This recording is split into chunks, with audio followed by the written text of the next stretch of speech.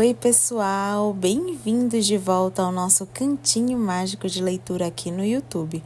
Hoje, capítulo 16, A Descoberta das Bruxas. E olha, quem mais aí estava ansioso por este capítulo? Porque eu estava muito. E esse capítulo tá intenso, tá, gente? Diana, ela tá sedada, dormindo, enquanto um novo segredo sobre a vida de Matthew e de um personagem que já fomos apresentados vem à tona. Os problemas do relacionamento deles ficam claros para nós leitores e ele se prepara para fugir com ela. E tem mais. Vocês se lembram que ela fez um teste de DNA? Pois é, o resultado é revelado. Então pega o seu chá, se aconchega, porque este capítulo está emocionante e cheio de surpresas. E se é a sua primeira vez aqui, relaxa. Nesse card você vai encontrar todos os capítulos que já lemos até agora e vai entrar rapidinho no nosso clima.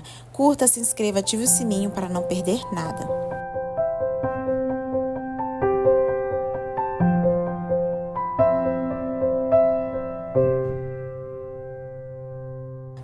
Antes de mais nada, um breve contexto. No capítulo 15, as coisas ficaram tensas, né? A Diana, ela recebeu umas fotos dos pais dela e acabou tendo um ataque de ansiedade e foi sedada por Matthew. Agora, no capítulo 16, a gente tem a continuidade do que aconteceu. O Matthew, ele enfrenta seus próprios segredos, os desafios do relacionamento com Diana e um plano de fuga, enquanto o teste de DNA traz respostas surpreendentes. Vocês estão prontos para essas revelações? Então vamos lá. Capítulo 6. O céu estava escuro quando Matthew saiu do lado de Diana e foi à janela. Irrequieta a princípio, ela acabou caindo em sono profundo. Ele então pôde perceber as mudanças sutis no aroma que ela emanava à medida que se recuperava do choque. Uma fúria gelada o invadia toda vez que lembrava de Peter Knox e Gillian Chamberlain. Matthew não se lembrava de quando tinha sido tão protetor de um outro ser. Ele também sentia outras emoções que relutava em nomear. Ela é uma bruxa, dizia repetidamente para si mesmo enquanto a observava dormindo. Ela não é para você. Quanto mais dizia isso, menos as palavras importavam. Por fim, resolveu sair do quarto, mantendo a porta entreaberta para observar uma possível agitação de Diana. Sozinho no hall, o vampiro deixou aflorar a fúria gelada que vinha reprimindo nas últimas horas. A fúria se intensificou tanto que ele próprio se sentiu chocado. Ele puxou o cordão de couro para fora do suéter e tocou a superfície gasta e suave do pequeno caixão de prata de Lázaro. A respiração de Diana o impedia de sair dali e varar à noite a caça dos dois bruxos. As badaladas do relógio de Oxford anunciaram 8 horas e fizeram Matthew lembrar das chamadas que não tinha atendido. Ele tirou o celular do bolso e rapidamente passou o dedo nas mensagens automáticas do sistema de segurança do laboratório e da velha cabana. Enrugou a testa com um ar preocupado e apertou o número para ouvi-las. Marcos não era de alarmar ninguém. O que seria tão urgente? Matthew. A voz familiar não exibiu seu tom habitual de descontração. Estou com os resultados de DNA de Diana. São surpreendentes. Me liga. A voz gravada ainda soava quando o vampiro apertou uma outra tecla do telefone. Ele alisou o cabelo com a mão livre enquanto esperava Marcos atender a chamada. Não foi preciso mais do que um toque para Marcos atendesse. Matthew, a voz de Marcos não era de acolhimento, e sim de alívio. As mensagens tinham sido gravadas algumas horas antes. Marcos tinha até checado o seu museu Pitts Rivers, que o vampiro gostava de frequentar, onde podia ser encontrado dividindo a atenção entre um esqueleto de um iguanomonte e o retrato de Darwin. Por fim, Miriam enxotou Marcos do laboratório, já irritada com as constantes perguntas sobre onde e com quem Matthew poderia estar. É óbvio que ele está com ela, disse Miriam no final da tarde, com um tom de desaprovação. Onde mais estaria? E se não tem mais trabalho a fazer, é melhor voltar para casa e esperar o telefonema dele. Você está me atrapalhando. O que os testes mostraram? Disse Matthew baixinho, mas com uma raiva perceptível. O que aconteceu? Disse Marcos de imediato. Uma foto caída no chão chamou a atenção de Matthew. Naquela tarde, Diana tinha estado com a mesma foto nas mãos. Ele apertou os olhos quando viu a imagem. Onde você está? Perguntou abruptamente. Em casa, respondeu Marcos apreensivo. Matthew pegou a foto no chão e rastreou o cheiro até dar de cara com o papel que escapulira por debaixo do sofá. Leu a mensagem de uma única palavra e respirou fundo. Trago os relatórios e o meu passaporte para a New College. O apartamento de Diana fica no pátio do jardim, no último andar da entrada 7. 20 minutos depois, Matthew abriu a porta com os cabelos desgrenhados e uma expressão de fúria. O jovem vampiro se conteve para não dar um passo para trás. Marcos segurava uma pasta de arquivo com o passaporte castanho avermelhado em cima e se movia cautelosamente enquanto esperava. Não entraria no apartamento da bruxa sem a permissão de Matthew, não no estado em que o vampiro abriu a porta. Matthew levou algum tempo para permitir a entrada de Marcos, até que pegou a pasta e o fez entrar. Enquanto Matthew analisava o resultado do teste de Diana, Marcos o observava. Com o faro aguçado, sentiu o cheiro de madeira antiga e tecidos usados com o cheiro de medo da bruxa e das emoções quase descontroladas de Matthew. Ele se eriçou diante dessa volátil combinação e o rosnado reflexível ficou preso em sua garganta.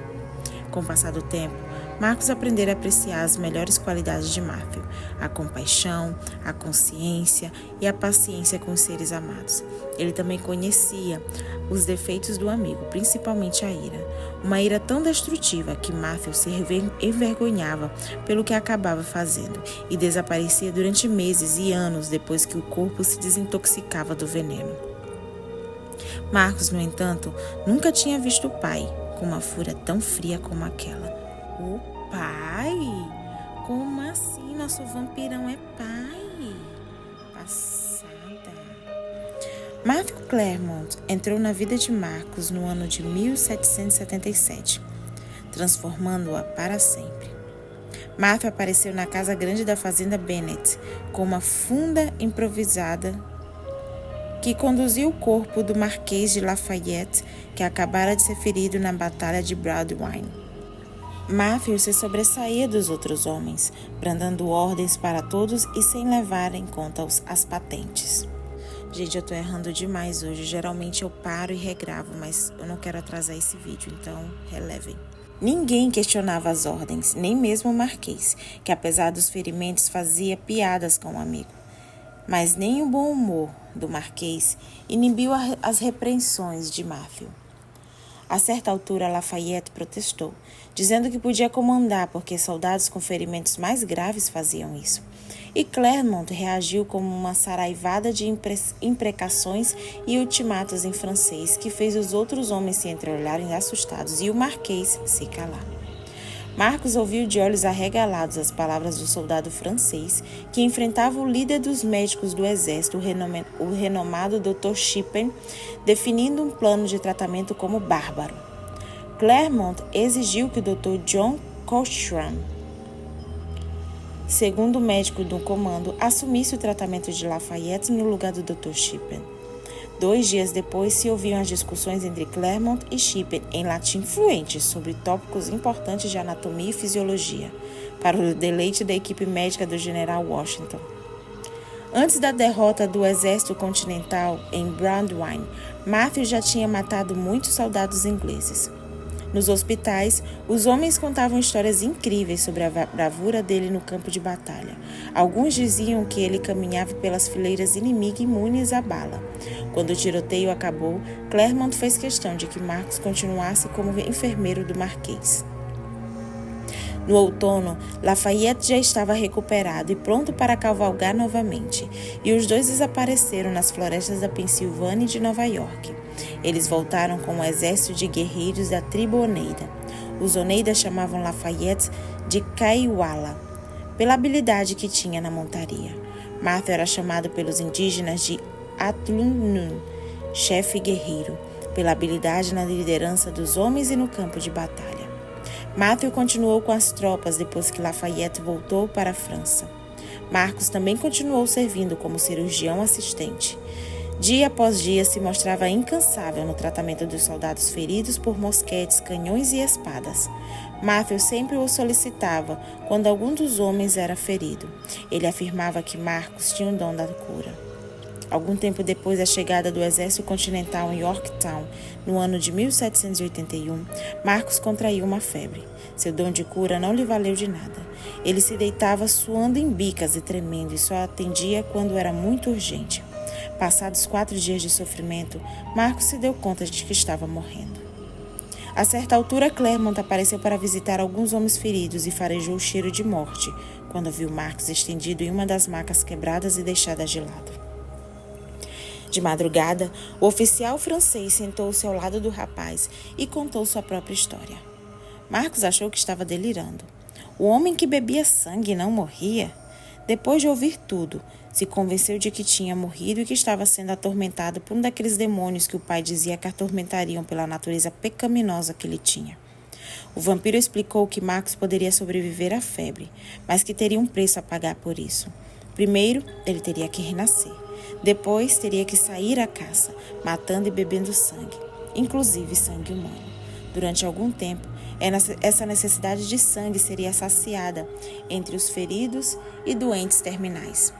Matthew fez a promessa de colocar Marcos na universidade, enquanto estivesse se adaptando à nova vida.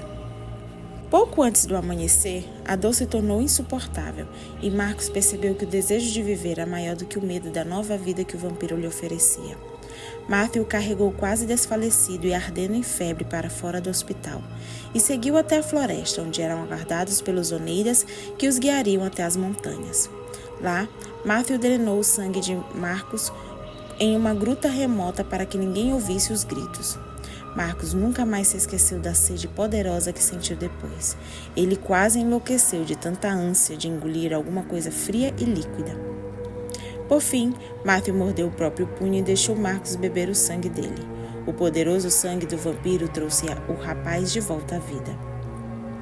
Os oneidas esperaram impassíveis por eles na entrada da gruta e nunca permitiram que Marcos devastasse as fazendas vizinhas quando seu desejo por sangue vinha à tona. Os oneidas reconheceram a condição de Matthew logo que ele entrou na tribo. Ele se parecia com Dagnauyet, uma bruxa que vivia dentro de um redemoinho e era imortal. Porque os deuses conferiram esses dons ao guerreiro francês era um mistério para os oneidas, mas eles diziam que as decisões dos deuses eram sempre intrigantes. Sendo assim, eles tinham que ensinar a lenda de Dagnoyet para os filhos e a forma de destruir tais criaturas, queimando-as e moendo os ossos até transformá-las em pó, e depois atirando as cinzas na direção dos 4 ventos para que elas não pudessem renascer.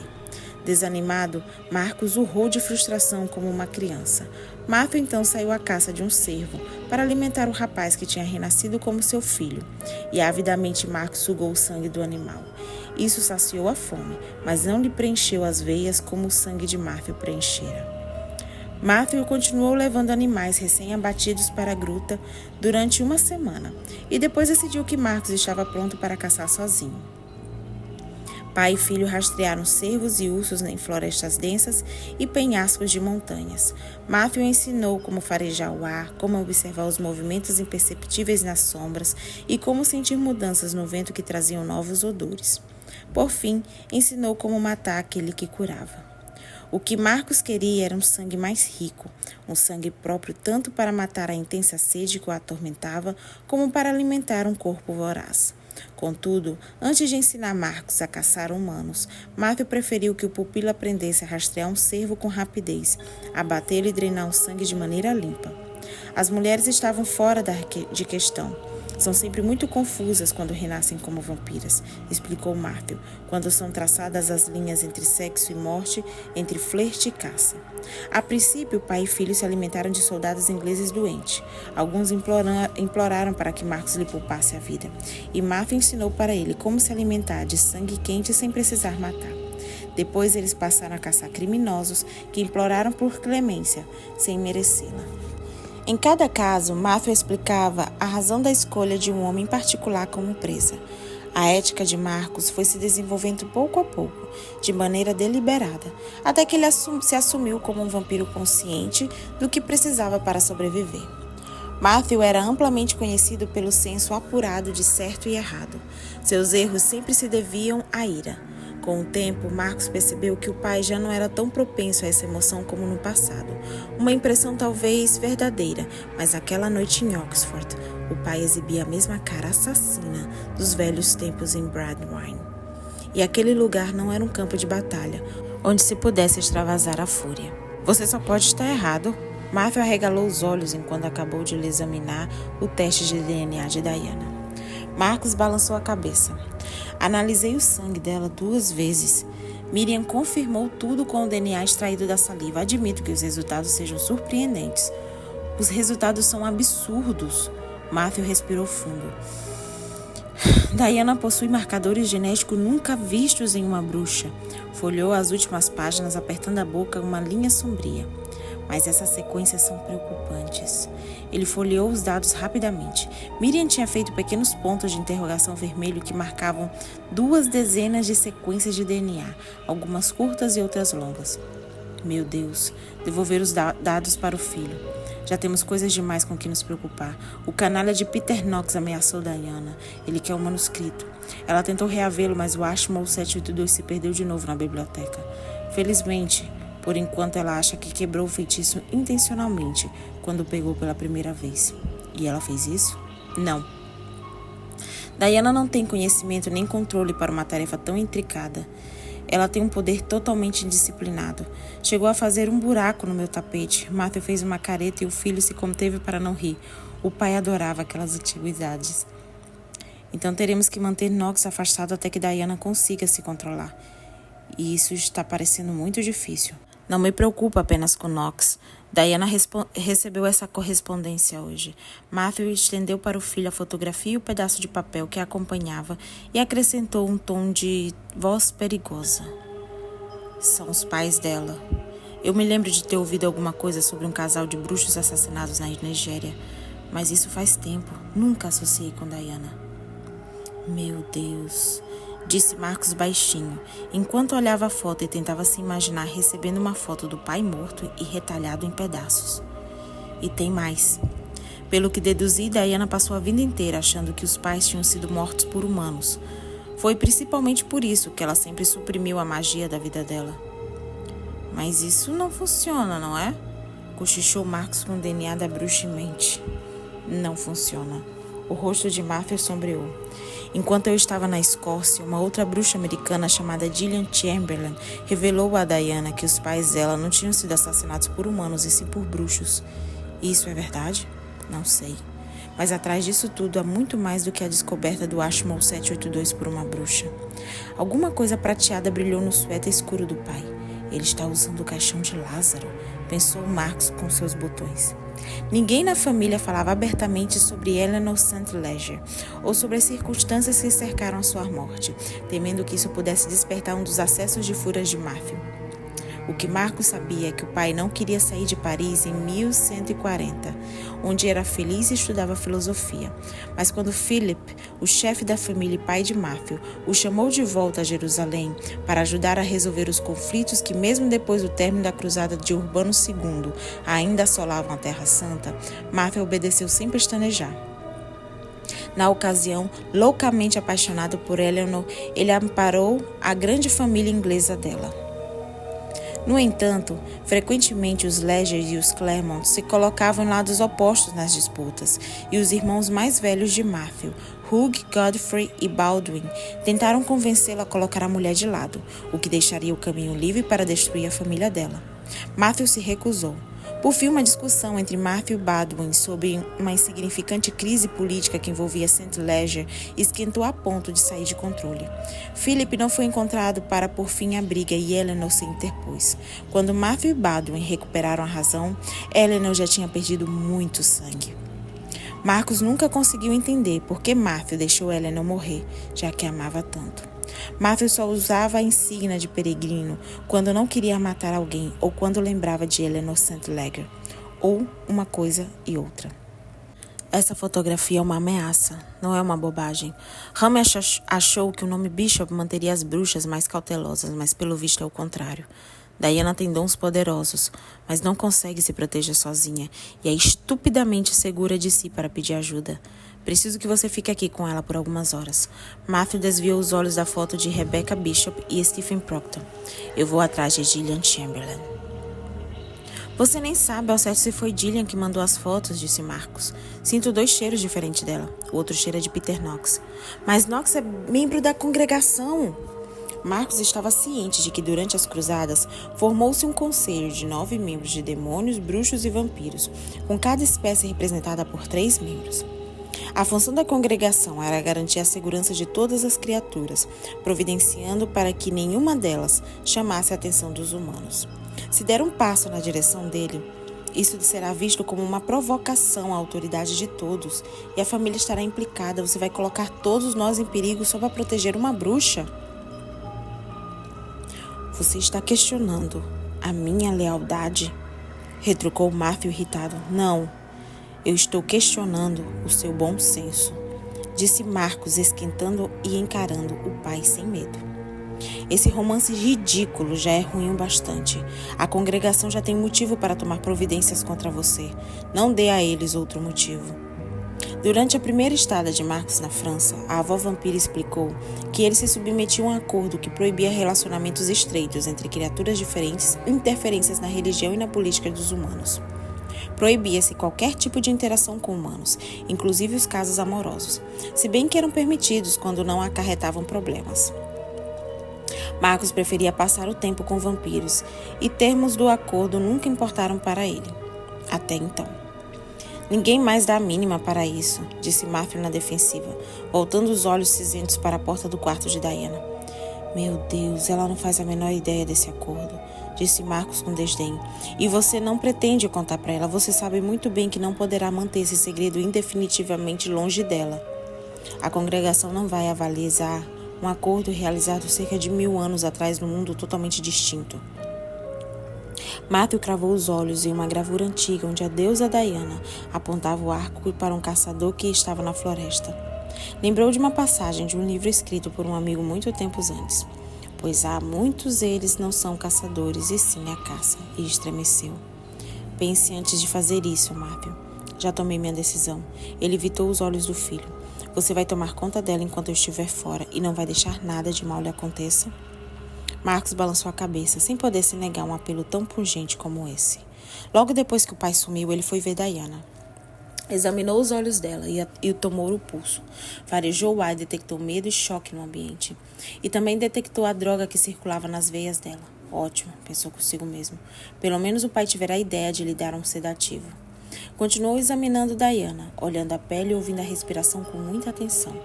Quando se deu por satisfeito, ficou em silêncio à cabeceira para observar o sono da bruxa.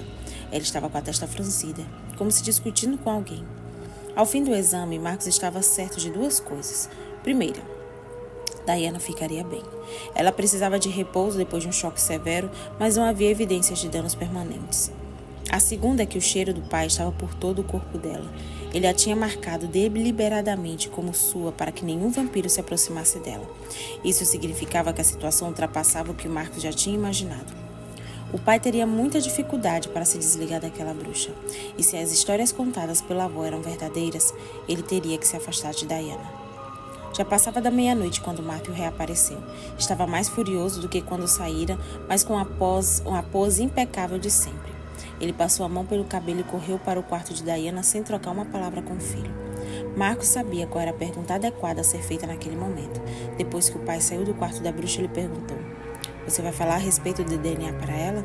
Não, disse Matthew lacônico, sem demonstrar sinal de culpa pela sonegação de uma informação de tamanha magnitude. E também não vou falar do risco que ela corre com os bruxos da congregação.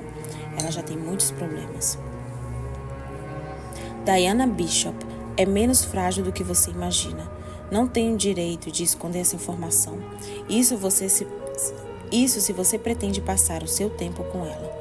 Marcos estava cansado de saber que a vida dos vampiros não se mede nem pelas horas nem pelos anos, e sim pelos segredos revelados e guardados. Os vampiros resguardam os relacionamentos pessoais, os nomes que adotaram ao longo do tempo e os detalhes de muitas vidas que já viveram. O pai de Marcos, no entanto, guardava mais segredos do que a maioria dos vampiros, o que era cada vez mais inevitável em relação à própria família dele. Marcos, fique fora disso, disse Matthew. Isso não é da sua conta. Esses seus malditos segredos ainda serão a ruína da família, esbravejou Marcos. O pai pegou o filho pela gola antes do fim da frase. Filho, os meus segredos é que mantiveram a família a salvo por tantos séculos. Onde você acha que estaria hoje se não fosse pelos meus segredos? Alimentando os vermes em alguma cova rasa do cemitério de Yorktown, suponho, disse Marcos com um fiapo de voz quase sem fôlego. No transcorrer dos anos, bem que ele tentou descobrir alguns segredos do pai, e nunca descobriu. Por exemplo, quem dissera a Matthew que ele estava fazendo o diabo na cidade de Nova Orleans depois que a Louisiana foi comprada por Jefferson. Marcos criara uma família de vampiros jovens, sedutores, arruaceiros e totalmente irresponsáveis como ele. Uma família com muitos jogadores e fracassados que a cada noite saíam em bandos pelas ruas correndo o risco de serem descobertos pelos humanos. Segundo o próprio Marcos, o bruxo de Nova Orleans deixaram bem claro que eles teriam que sair da cidade. Matthew então entrou em cena, sem ser esperado ou convidado, com uma linda vampira mestiça, Juliette Duran. Os dois tinham empreendido uma verdadeira campanha para encontrar a tal família de Marcos. Em poucos dias estabeleceram uma aliança profana com um jovem vampiro afetado do Garden District que tinha uma implausível cabeleira dourada e um veio de crueldade tão amplo quanto o Mississippi. Foi quando o verdadeiro problema começou. No final das duas primeiras semanas, a nova família de Marcos estava considerável e misteriosamente menor. Quanto mais aumentava o número de mortes e desaparecimentos, mais Matthew se lamentava e murmurava com desânimo opiniões a respeito dos perigos de Nova Orleans. Juliette, a quem Marcos passou a detestar, quanto mais a conhecia, sorria secretamente enquanto cochichava palavras de encorajamento no ouvido do pai. Marcos nunca tinha conhecido ninguém com tamanho dom para manipular, e ele vibrou quando o pai se separou dela. Sob a pressão dos filhos que restaram, Marcos prometeu se comportar, desde que Matthew e Juliette fossem embora. Depois de expor detalhadamente o que esperava dos membros da família Claremont, Matthew concordou. Se você pretende me tornar avô, ele disse ao filho durante um diálogo desagradável na presença de alguns vampiros que constituíam um grupo mais velho e poderoso da cidade, tente ser mais cuidadoso. A lembrança ainda fazia Marcos empalidecer. Quem ou que deu a Claremont e a Juliette a autoridade para agir como agiram continuou sendo um mistério. Talvez a força do pai, aliada à astúcia de Juliette e à importância do nome Claremont, os tenha ajudado a conquistar a aliança dos vampiros. Mas houve algo mais. Cada criatura de Nova Orleans, inclusive bruxas e bruxos, tratava o pai como um membro da realeza. Marcos se perguntava se o pai tinha sido membro da congregação durante todos aqueles anos. Isso explicaria muita coisa. A voz de Matthew espantou suas lembranças. Diana pode ser corajosa, mas não precisa saber de tudo agora. Ele soltou a gola de Matthew e deu um passo para trás. Contou a ela sobre a nossa família? Dos seus outros filhos? Ela sabe alguma coisa sobre meu pai? Essa última pergunta Matthew não teve nem coragem de fazer. De alguma forma, Matthew percebeu o que o filho estava pensando. Não conto a ela histórias de vampiros. Está cometendo um grave erro, disse Marcos balançando a cabeça. Diana não vai perdoá-lo por ter escondido essas coisas. Você e Hamish têm a mesma opinião. Contarei tudo quando ela estiver pronta, mas não antes. A voz de Matthew soou firme. Agora minha única preocupação é tirar Diana de Oxford. Vai levá-la para a Escócia? Lá ela ficará fora do alcance de qualquer um. Marcos visualizou a propriedade isolada de Hamish. Ou vai deixá-la em Woodstock antes da sua partida? Antes da minha partida? Disse Matthew com ar intrigado. Você me fez trazer seu passaporte. Agora era Marcos que se mostrava confuso. O pai sempre fazia isso. Se enfurecia e sumia por alguns tempos até recuperar o controle. Não tenho a menor intenção de abandonar Diana, disse Matthew com frieza. Vou levá-la a Septur. Você não pode colocá-la debaixo do mesmo teto de Isabel. A voz de Marco ecoou chocada pela pequena sala. Lá também é minha casa, retrucou Matthew com ar misterioso. Sua mãe se vangloria abertamente de ter matado um monte de bruxas e culpa todas as bruxas pelo que aconteceu com Louisa e seu pai. O rosto de Matthew se crispou, fazendo Marcos, enfim, compreender. Aquela fotografia tinha feito Matthew se lembrar da morte de Philip e da loucura que se abateu sobre Isabel nos anos que seguiram a morte dele. Matthew pressionou as próprias têmporas na tentativa de traçar um plano melhor. Diana não teve nada a ver com a tragédia, Isabel vai entender. Ela não vai entender. Você sabe que ela não vai entender, disse Marcos com obstinação. Ele adorava a avó e não queria vê-la sofrendo. Se Matthew, o filho favorito dela, levasse uma bruxa para casa, isso a deixaria extremamente magoado. Não há lugar mais seguro que Septu. Os bruxos vão pensar 2 vezes antes de se meter com Isabeau, ainda mais na casa dela. Pelo amor de Deus, não deixe as duas fiquem sozinhas no mesmo lugar. Não farei isso, disse Matthew. Vou precisar que você e Miriam se mudem para minha casa na velha cabana para convencer todo mundo de que Diana está lá. Claro que acabarão descobrindo a verdade, mas isso nos dará alguns dias de vantagem. Minhas chaves estão com o porteiro.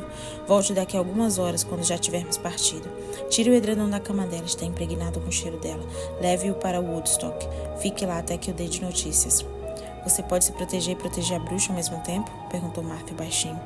Eu dou um jeito, disse Matthew seguro de si. Marcus balançou a cabeça e os 2 vampiros se abraçaram, trocando olhares significativos. Tudo o que precisavam dizer em momentos como esse já tinha sido dito. Matthew se viu novamente a sós e afundou no sofá com a cabeça entre as suas mãos. A oposição veemente de Marcus o tinha abalado. Ele ergueu a cabeça e fixou os olhos novamente na gravura da deusa da caça, espreitando a presa. Um outro verso do mesmo poema antigo lhe veio à mente. Eu a vi saindo da floresta, sussurrou, caçadora de mim, amada Diana. Lá no quarto, fora do alcance dos ouvidos de um eventual sangue quente, mas não dos de Matthew, Diana se agitou e soltou um grito. Ele disparou até ela e abraçou-a. O instinto de proteção estava de volta, e dessa vez renovado e ainda mais forte. Estou aqui, ele murmurou com a boca colada nos cabelos de Diana, que agora estavam na cor do arco-íris. Contemplou o rosto adormecido, a boca travessa e a ruga voluntariosa entre as sobrancelhas, um rosto que ele conhecia muito bem, porque eu tinha estudado por horas a fio, mas com contradições que ainda o fascinavam. Você me enfeitiçou, disse ele em voz alta. Depois daquela noite, Matthew se deu conta de que o desejo que sentia por ela era maior do que tudo mais. Nem a família, nem o sangue importavam tanto quanto saber que ela estava salva em seus braços. Se isso significava estar enfeitiçado, então ele estava perdido. Ele abraçou Diana enquanto ela dormia de um jeito que não se permitia fazer quando estava acordada. Ela suspirou e aninhou-se nos braços dele. Se ele não fosse um vampiro, não teria ouvido o que ela murmurou quando agarrou a âmbula do suéter de seus punhos firmemente apoiados no peito dele. Você não está perdido. Eu o encontrei. Matthew se espantou, pensando se tinha ou não imaginado isso, mas ele sabia que não era imaginação. Diana podia ouvir o pensamento dele. Não o tempo todo, não quando estava consciente. Ainda não. De todo modo, Matthew só precisava de um tempo para que ela ficasse sabendo tudo o que precisava saber. Ele contaria os segredos guardados e coisas tão terríveis e sombrias que lhe faltava coragem para encarar. Ela respondeu outra vez, em um leve murmúrio. Sou suficiente e corajosa por nós 2. Ele encostou a cabeça na cabeça de Diana. Você terá que ser. Ai, que capítulo maravilhoso! Ai, gente, eu tô adorando. Finalmente, a história me agarrou de vez. Não vou negar. Estou presa. Já quero pular para o capítulo 17. Vou gravar hoje para subir já amanhã. Então segurem a ansiedade. E assim terminamos mais um capítulo. Mal posso esperar para o capítulo 17. Então, se você gostou, deixa aquele like maravilhoso. Se inscreve e ativa o sininho para não perder o próximo capítulo. Amanhã vamos continuar com essa aventura mágica, tá? Então me conta nos comentários o que você achou e até a próxima. Beijos, fui!